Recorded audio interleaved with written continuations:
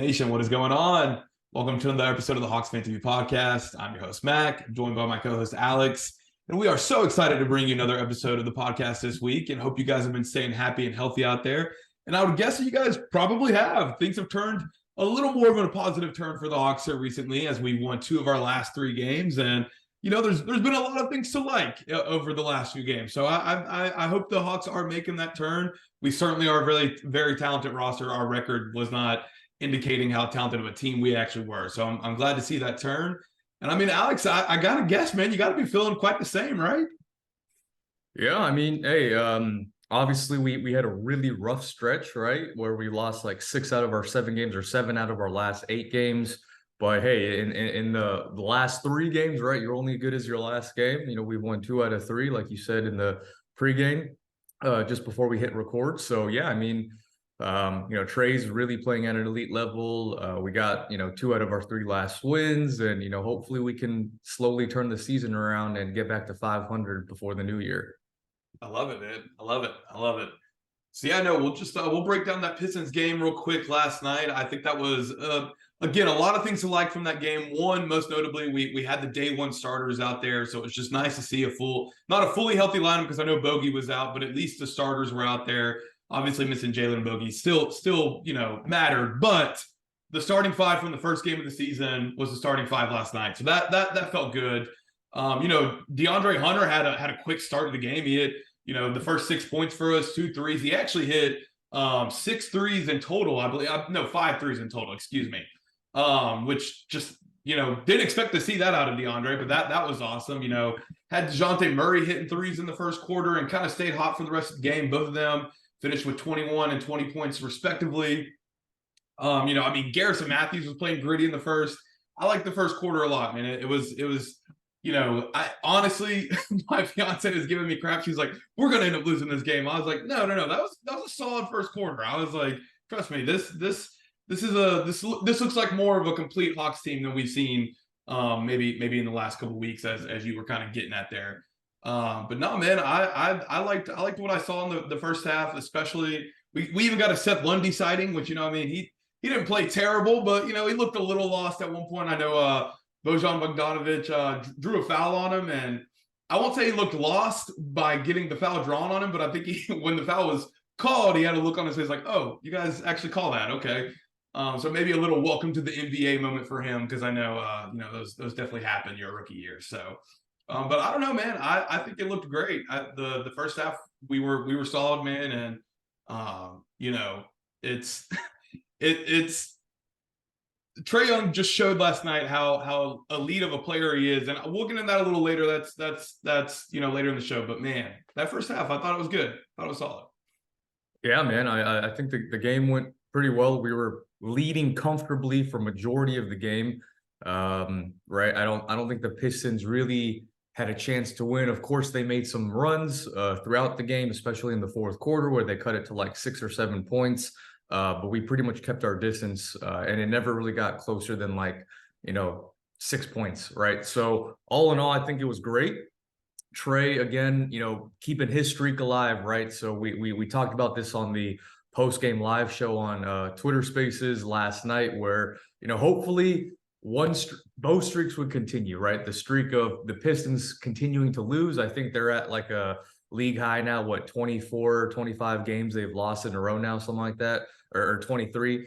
And then Trae keeping up his streak alive of 30 plus points and 10 plus assists, which he did again last night, finished the game with 31 and 15, should have been 16 or 17 assists. And I feel like that's a common theme just because few guys missed a couple of open looks. But man, Trey Young has just been special. Like you mentioned, Dre has looked really good in his 2 outings since he's been back. And funny note about DeAndre Hunter, right? So last night he had 19 points, 7 of 15 from the field, 5 of 6 from 3. All in all, really, really good night from Dre. And I feel like we've said this like all season long, right, Remac, where it's like we don't need Dre to be a 25 point per game scorer, but if he can consistently give us anywhere from like 17 to 19 points with good defense and good shooting, that's all we can ask for. And he did exactly that last night.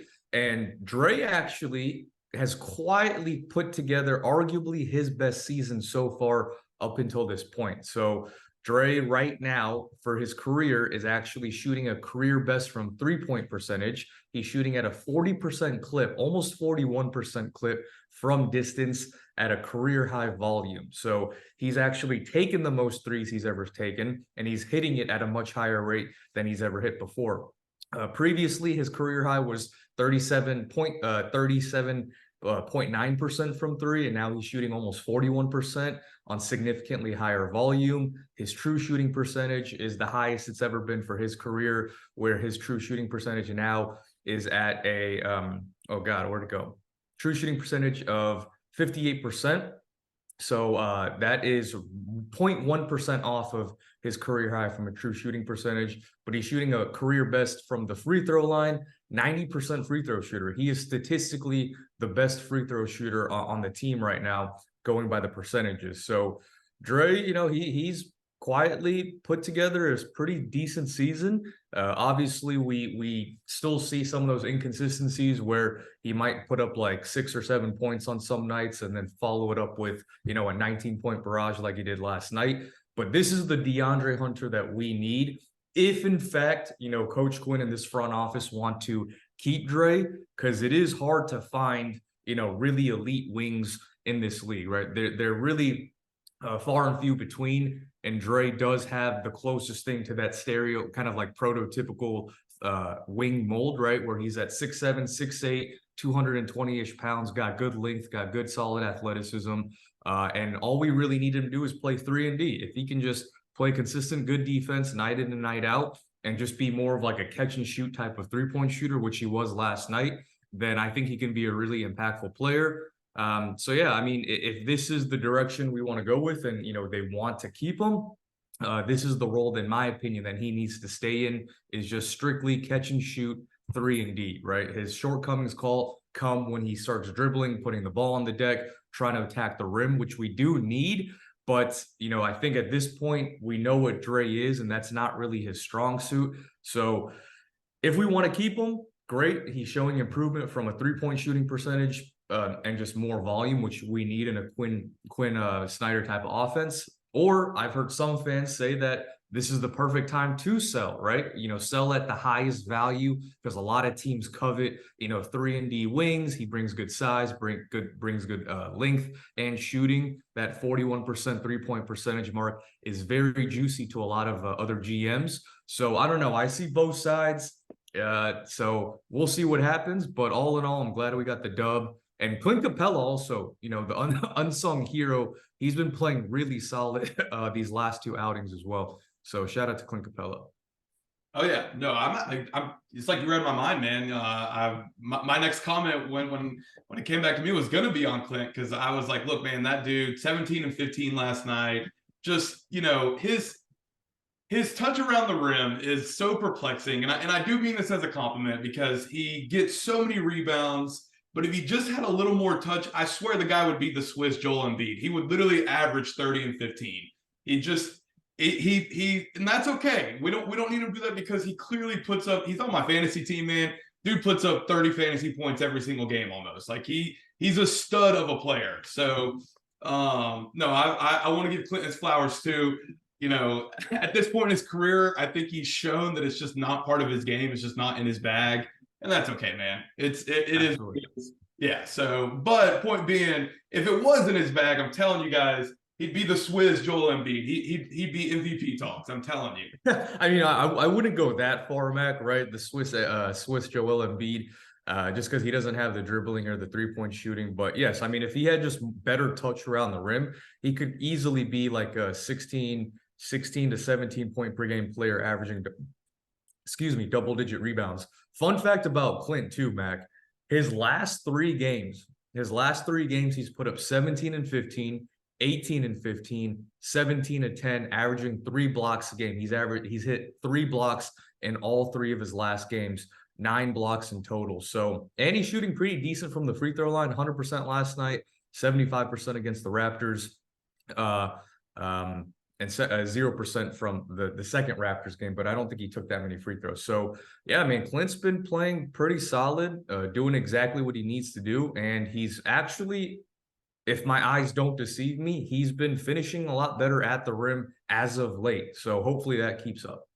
Oh yeah, no, definitely want to acknowledge Clint's play of late. Hopefully he can keep it up, man, because if we want to win games, we're going to need Clint Capela to play like that. So, but last little comment on the Pistons game before we get into the next thing. Definitely want to give Cade Cunningham some flowers. It was nice to see the young man have a big game, even though it was at the cost of the Atlanta Hawks. At least it wasn't in a loss. But you know, he's a guy that I was decently high on coming out of Oklahoma State. So it was just nice to see him have a good game. But there was somehow still a better player on the floor last night than Cade Cunningham, and that was Mr. Trey Young. And Trey Young, again, as we both have said, is an elite player. The All-Star argument is there. We're going to make it right now. And I think my argument is that he is the best offensive player in the league. And some people, offensive point guard, rather. I know sometimes people say Embiid or Jokic or whatever. And look, man, it's like weight classes for fighting, right? It's like, you know, you can't say the heavyweight and you know, I don't even know the lowest. Featherweight, lightweight. Yeah. They're going to have different fighting styles, man. It's just so I don't think that's necessarily a fair comparison. But when it comes to point guards, Trae Young is the best offensive point guard in the league. I know Tyrese Halliburton is having an incredible year, and I'm not trying to take that away from him at all because he is having an incredible year. But when has he done this year in and year out like Trae Young has? That's my most solid argument. It's like if Tyrese Halliburton is doing this 3 or 4 years down the road, like Trae Young has done the last 3 or 4 years in the league, being this elite offensive point guard, then hey man, let's have that talk. But it hasn't happened yet, so we're not going to have that talk. Trae Young is the best offensive point guard in the league. I mean, look at all of his numbers, man. He's first in points per game in the East, or in the league rather for point guards. He's second in the league in assists per game, just behind Tyrese Halliburton. And I'm going to tell you right now, I don't watch as much Tyrese as I do Trae. Not even going to act like I do. Obviously, we cover the Hawks. I watch every single game, right? Tyrese Halliburton's assists that I've seen, at least in the Pacers game I watch, they're not these passes that just blow you away, man. He just finds the open guy. They make the pass. I mean, they make the shot. The Pacers have a great offense. They're having a historically great offense, actually. A historically bad defense as well. So it's a little funny over there in Indiana right now. But point being is Trae Young's passing ability, like, dude, 6 of his 12 assists in a game could be top 10 highlights on SportsCenter that night. Like his court vision is bar none in the league, and his combination of his scoring and passing is bar none in the league to anyone right now. And it's becoming, I know you tweeted out last night, his 30-point games and 10-plus assists in a game. He's at, like 86 for his career right now or something. And he's done it in 6 seasons or whatever it is. And everybody else is in the teens of their seasons. Like, I'm just saying, man, this dude is an elite offensive player, and he's going to go down as probably, you know, one of the top 5 greatest offensive point guards in the last 50 years. So, yeah, easily. I mean, and I've said this for a couple of seasons now, but like I don't consider, like, the closest person you could get is probably like James Harden.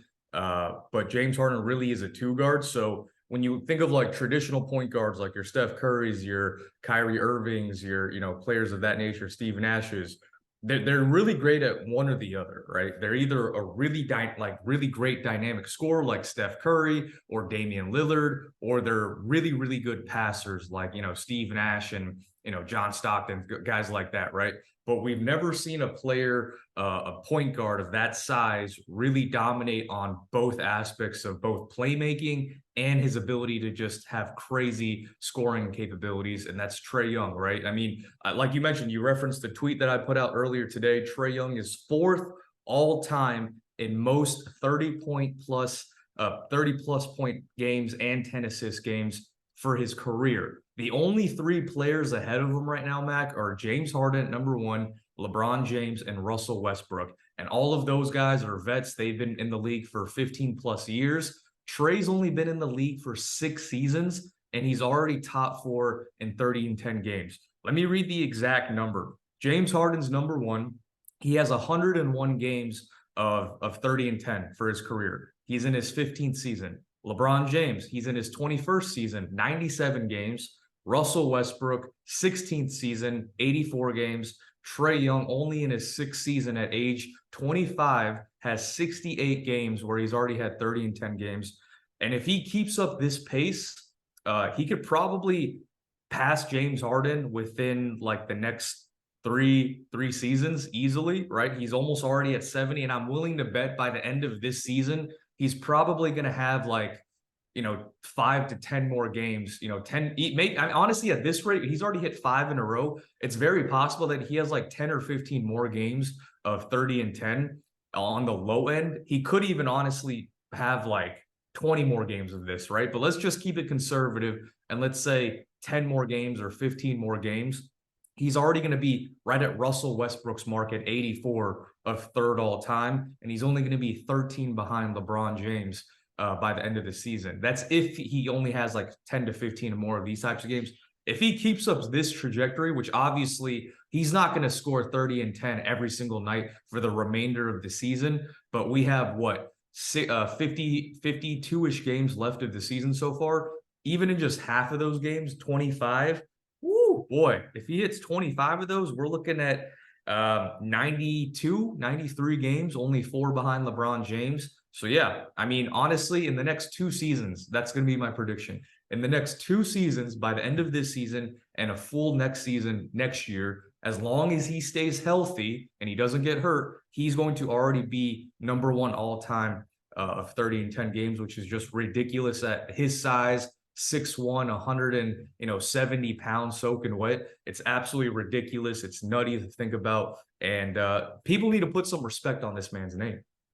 Dude, that's why I started smiling so big. I was like, I cannot believe the level of hate and disrespect this man gets when you have numbers like that. Like, that's not even the only crazy stat that you could have these numbers to just back up that Trey Young is just an elite player. Because, like, real quick about James Harden, right? Like, when he was at his peak, like when he was, MVP 2017, and killing it in Houston, right? I remember anything you watched about the NBA, whether it was ESPN, Bleacher Report, whatever, it's like, is James Harden one of the greatest offensive players of all time in the NBA? And the consensus at that point was that, yeah, it's crazy, man. But prime Harden, yeah, for sure. Yeah. So point being is that Harden has, all these, what'd you say, 101 games at 30 and 10? Mm-hmm. Right. And that's in 15 seasons, dude. He's gonna shatter that. He's going to shatter. He's gonna shit on that, dude. So like I don't know. It's at this point you just gotta laugh at it, man. You just gotta laugh at it because it's like it reminds me of myself in middle school when I used to hate Peyton Manning and Tom Brady, and it's like, oh, they suck, and it's like, no, they don't suck. You just don't like them. Like exactly. Yeah. And also, just for additional context, Mac, like a lot of players, the lazy narrative is like the no defense and his team doesn't win, right? Aside from the 2021 season where we made the ECF and we just went on a tear, people are going to say that was a fluke. Look at the last 2 years. They were a play-in team, got knocked out in the first round. This year, they're 4 games under 500. So he doesn't play winning basketball. It's all empty stats, this and that. And it's just like with no context, yes, like I could see at a very surface level why people would go to that narrative. The defensive narrative has already been shut down. Like for his size, like he is playing good defense and he's nowhere close to being the worst defender in the league, even for his size. So I think that's already put to rest. But like when you look at all these other point guards that have like championships or that have made deep playoff runs multiple times, or any star player for that matter, right? Like Steph Curry, KD, Kyrie Irving, LeBron James, like all these guys, Joel Embiid. Joel Embiid's played with multiple All-NBA players and All-Stars, and he still can't even get out the second round just one time. But when you look at Trae, like for his career, he's never had an All-NBA teammate. Like even Luka Doncic, and this isn't me like, pooping on Luka because he's a great player, right? He's one of the best players in the league. I love Luka's game, right? From a Hawks standpoint. But like he's already played with multiple All-NBA players and Kyrie Irving and Kristaps Porzingis and players like that. And he still made it just as far as Trae in his postseason career. And so Trae's just still, I know we made the DeJounte move and we've tried to get better talent around him, like getting kind of Gallinari on the tail end of his career. We picked up Bogey, which was a great addition. but he still hasn't really had that like superstar teammate to really team up with to take this team to the next level. And when you look at some of these other top guys, like they've had elite talent around them, like the guys I mentioned, right? Steph Curry playing with KD and prime Klay Thompson and prime Draymond Green, LeBron James, prime D Wade, Chris Bosh, etc. So it's just, I think, and Trae's doing all of this with, like I said, like barely any All-Stars. The only All-Star he's played with is DeJounte Murray, and DJ's only made one All-Star appearance for his career. So, like, I think if we do bolster the roster, we do get better talent and get like a top, like, 20 player paired with Trae, then I think this team could be serious. But yeah, I mean, Trae's just been great, and it sucks to see like the national narrative saying like, oh, he puts up empty stats and he can't defend. It's just lazy and stupid at this point. Yeah, no, it is lazy, man, because amongst guards who average 20 plus points in the league, Trae's actually fifth in steals right now. So, you make of what you will with that stat, people. Yeah, no, we're incredibly lucky to have this man in our city, and I just pray we get to hold on to that guy forever, because if we do bolster the roster, like you said, I think he has proven, man, that like even in the postseason when things got tough and he needed to play clutch minutes, for lack of a better term, there he played well, right? Like these play-in games, like let's not downplay the intensity of these play-in games that Trey Young is 3-0 in. All right. Like, he steps up to the plate when the plate is there for him to step up to. All right. We just need somebody else that can step up whenever Trae maybe is having an off night. The best players of all time have off nights, man. Like, it happens. So, but I couldn't agree with you more. Trae's an elite player. We get another elite player with him, and we'll make some noise for sure. But we'll wrap up this episode on this. We got 3 games coming up before we'll probably record our next. That's going to be at Houston, at Miami, and versus Memphis. I do like our chances in all 3. I think we could win all 3. I know Houston and Miami both have winning records. Houston looks a little better than I think some people were expecting. But us being back in Houston, I don't know if you guys remember, but last year in Houston was probably one of the most embarrassing games I think I've ever watched as an Atlanta Hawk fan, when the very lowly Rockets last year beat us. And DeJounte Murray slapped Jabari Smith on the top of the head, and they were jawing after the game. And it was just not a great look, man, especially since we took that loss back to Atlanta with us. So with all that being said, I actually think the Hawks really want some revenge here in Houston coming up tomorrow night. So don't be surprised if a very inexperienced Houston team, who I know has Fred VanVleet now, and we want to act like Fred VanVleet is a combination of Chris Paul and Michael Jordan at times. I swear, the respect the media gives him compared to Trae Young, it's wild to me, but whatever. That's a different conversation. But yeah, no, I think some revenge may be in play here for that Houston game. So I like our chances in that one. Miami is always a good game. It's a division rival. It's a team that at the end of the day, we're gonna put up a good shot against them no matter what. And Memphis, they're kind of struggling this year, so They do have Ja back though, so Ja is going to be back for that game. Okay. Ja will be back. Obviously, that changes a lot of things with Ja being back. But even with Ja, I wouldn't be surprised if he has a little bit of rust.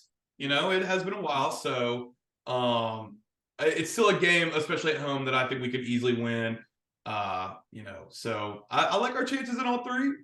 We probably will not win all 3, but I do looking at it, like projecting it, right? I'm like, all right. Yeah, it's definitely these are games that I'm like, dude, there's no way we're winning that one, right? So I think we have a chance in all 3 for sure. For sure. Also, fun fact, like just because like people always say like Trae's an inefficient shot chucker, this and that. I don't know if the listeners will know this, but Trey Young right now, right, even with his terrible start to the season, like his first like 10 games, he shot the ball just absolutely the worst I've ever seen for his career. But even with that abysmal start, since then, it's really evened out his averages. But Trey Young right now has a 37.8% three-point percentage, right? That is higher than players like Shai Gilgeous-Alexander, higher three-point percentage than him. He has a higher three-point percentage than Donovan Mitchell, Jason Tatum, Nikola Jokic, Damian Lillard. So players like that, right? So when you think of players like Donovan Mitchell, Jason Tatum, Damian Lillard, no one ever says they're inefficient shot chuckers, but yet Trey Young has a better 3-point percentage than all of those players that I just listed, SGA. So hey, the proof is in the pudding. Trey's making a case. Hopefully, like his numbers absolutely warrant an all-star like appearance, like averaging 28.1 points per game, 11 assists per game. No other player is doing that. Like no other player. Tyrese Halliburton's the closest thing with 11.9 assists, but he's not averaging nearly enough points as Trey. So hey, I just wanted to end it on that note. I thought that'd be a fun little tidbit, right? He's shooting better than Dame, SGA, Donovan Mitchell, Jason Tatum. So it's funny. It's funny how narratives work and how the goalposts move when they talk about certain players. But hey, hopefully Trey can keep this up. If Trey can continue and sustain this level of play all for the remainder of the season, because we've seen Trey go on hot streaks where he goes on like and he shoots the ball really well, but then it'll kind of come back down as the course of the season progresses. But usually that picks up like post All-Star break, and then it finishes like towards the end of the season. He's doing it at a much earlier rate this season compared to his previous season. So if he plays at this level, which I think he can, because that is that Quinn Snyder, I guess, confidence that he's instilled in him, then we have a chance to like honestly be competitive in every single game, especially with Jalen Johnson coming back. And if we do make a move and upgrade the roster like a Pascal Siakam or someone like that, then this team can make some noise. So we'll leave it at that. But yeah, I just thought I'd educate some of the listeners with that stat. I love it, man. That's what we got to do. We got to educate people, that's what we're here for. But like you said, man, we'll get you guys out of here on that. As always, thank you guys for the support for the podcast. Be sure to check it out on all platforms. Thank you as well for the following on the both accounts on Instagram and Twitter. Be sure to follow if you haven't. As Alex mentioned, that's where we'll do some post-game spaces. Those get pretty fun sometimes, man. So definitely check those out. Be sure to check out our website as well, HawksFanTV.com. That's where you'll find all of our articles and other cool content as well. And just cannot thank you guys enough for the support. And as always, go Hawks, baby. Go Hawks.